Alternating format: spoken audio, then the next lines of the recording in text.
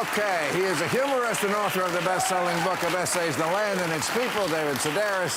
He's the president and founder of Eurasia Group, MG0 Media in Bremmer, and she's the co-founder of the Lebanon-Israel Peace Alliance and host of YouTube's Oh My World, Hagar Chemali. Okay.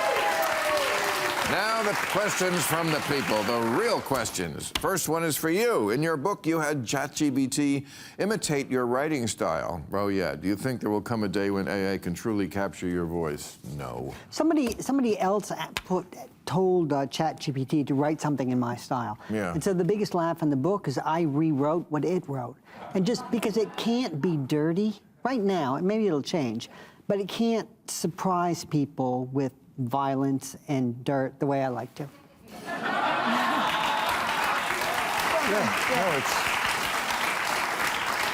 You think it was programmed too woke? Everything sounds like it was put through HR. Yeah, exactly. Right. Okay.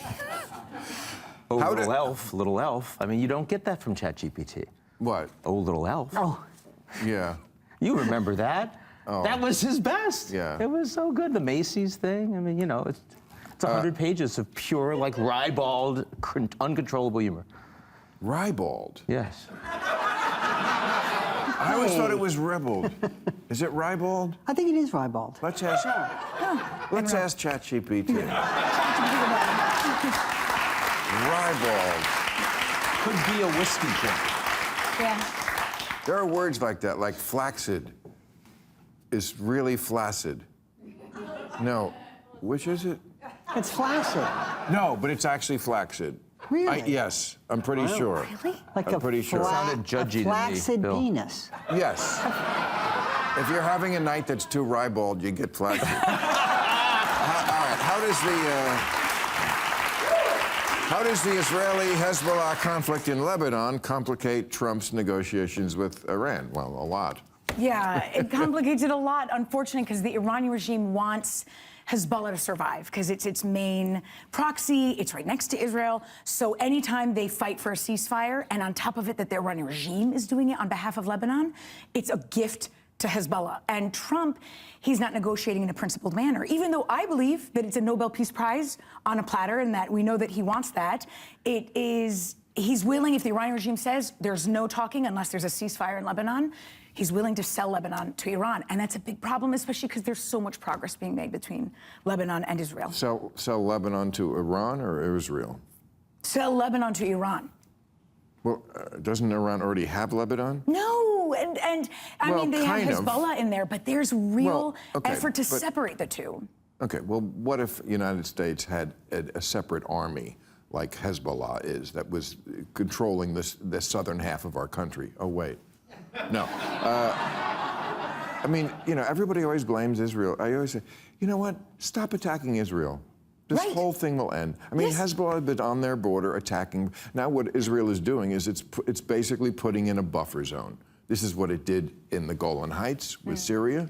It's like, stop attacking us and we won't need these buffer zones. But as long as you do, we have to have an area, you know, where we can go and fight and keep our people out of this. Is that not fair? Oh, I think it's fair, personally. Okay. I think it's fair. I think the Israelis should only withdraw when certain terms are met. Yeah. And that the Lebanese armed forces can control the area. They don't give up. Hezbollah doesn't give up. Hamas doesn't give up, you know? They don't, but they can. They just don't. They can be significantly weakened. They can, and they are in the process of it. And so has Iran. Yeah. That's not giving up. No. All right. As we said before, Israel is by far the most powerful country in the region, militarily, economically, technologically, and yet what have we learned? That Goliath frequently is not able to get done all that Goliath wants, and that's true for Israel too. Yeah. What we also learned from this, and probably everything that ever happens overseas, is there's never a good answer. There's only the least bad answer. Absolutely. Which is what they've been doing. What do you make of Trump nominating a new director of national intelligence? Oh, yes, we did this last week. Bill Pulte, he's one of his stooges. But now he's not. You know, look, you got to live in the present moment. I mean, nobody was more afraid 10 years ago that this is going to become an authoritarian government. I'm still afraid of it. And yet, I have also seen more pushback than I thought would happen. This guy's not going to be the head. The Republican Party itself finally kind of drew a line. They kind of threw a shit fit about this guy, and now he's not getting a slush fund either. The 1.8 billion weaponization fund that thing is not actually happening. Right. The IEEPA tariffs all over the world on the whim of the president for an emergency. Turns out the Supreme Court said, no bueno, we're not doing that. Even the Trump Kennedy Center, turns out you're going to go there. It's just going to be the Kennedy Center. Yeah. Okay. Doesn't that mean our system's working? I'm going to say this one more time. better. The more we talk about this, the less likely it's going to happen. So just please, quiet until June 29th, after it's all. Let me get my one fucking award. We want you. There's so much fucking anxiety about 75% of Americans say the federal government is hiding information about Jeffrey Epstein's clients. Are they right? Well, you know, they just make it look so bad, the fact that they've said how many times that they're releasing the Epstein files, and then I think, oh, well, they released the Epstein, and then like 2 months later, we got to release the, what, wait, you didn't? I thought you did. It just... Like so Groundhog Day. There's again. just, they're just endless amounts of Epstein files, and I guess there's still Epstein files. Yeah. Yes? Someone here at this table is in the Epstein files. I'm in the Epstein files. You want to explain yourself? It was Jeffrey Epstein sent an email, and it was a copy of a New York Times article from 2004 about a bookstore in Paris and people who'd read at the bookstore, and I was in there. So I'm in the Epstein files. People treat me a lot differently after learning that I'm in the Epstein files, too. I'll tell you. Nervous again. But you weren't on the plane. No, I wasn't on the plane. And you were not on the island, were you? No, but I mean, or were you? I'm in the files. No? You what? I'm in the Epstein files. Yeah. No, I could see you're very proud of that. I see that, he did actually kill himself. We learned that. Well, right? We don't know that. Well, I mean, they're not talking about it. The conspiracists have moved on. It turned out there was a lot of, right? We got the letter, we actually... Well, I bet you if I polled the audience, it would hurt. No. I bet you if I asked the audience how many people think it was, I bet you it'd be out 50. How many people think it was a suicide, that he killed himself in prison? Nobody. Wow. Nobody. This was one person right there. One person. I saw. So just you and this other person. That's something. Okay, but, you got to build from there. Oh, all right. So why do you think it wasn't a foul play? Well, one, because there'd be so many folks that would be aware of some piece of that we'd hear about from now. We've got none of it. All we've gotten is crazy people that just spout off nonsense that happens to be algorithmic. We never really got the truth about the Kennedy assassination, did we? Did we? I mean, they put out a whole bunch of stuff later on, and we didn't end up learning anything, nothing super secret that came out of it.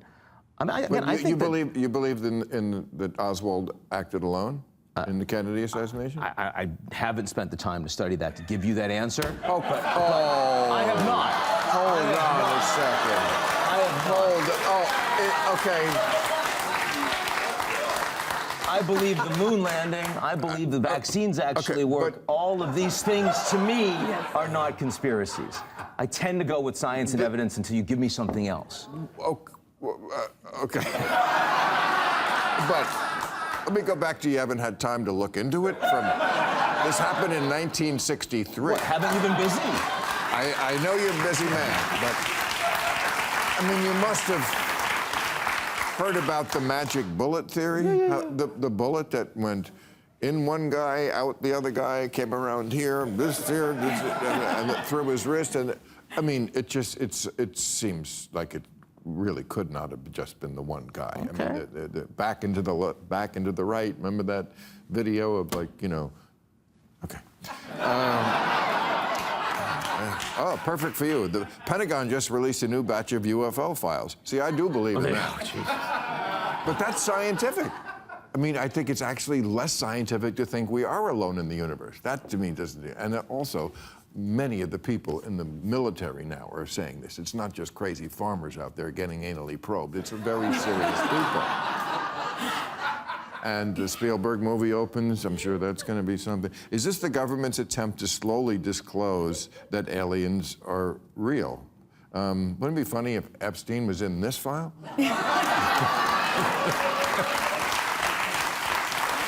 It's like, wow. Who knows more about anal probing?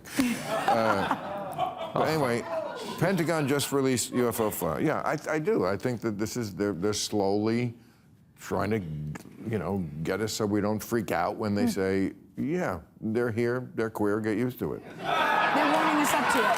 What? They're warming us up to it. You believe that? Well, I mean, it's hard to see where the government is going with it. I do believe, I think it would be very narcissistic of us to think that we are the only life form in this universe, or in the galaxy.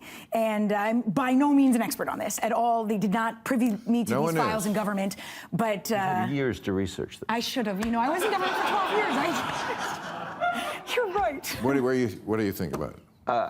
Yeah, I'm not going with UFOs until someone shows me UFOs. It's true. Ah, interesting. Yeah. And she agrees with me, that one woman.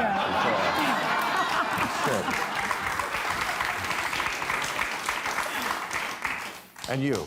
I never think about them. I never crossed my mind whether they exist or not. I never think about it. And I don't understand either. Like, I lost interest in Jeffrey Epstein so long ago. Like, years ago, I felt like. He didn't capture my imagination. And I was curious, how much do you think his being good looking has to do with him capturing people's imagination? He was good looking? I don't think he was good looking. I don't think he was good looking. A show of hands.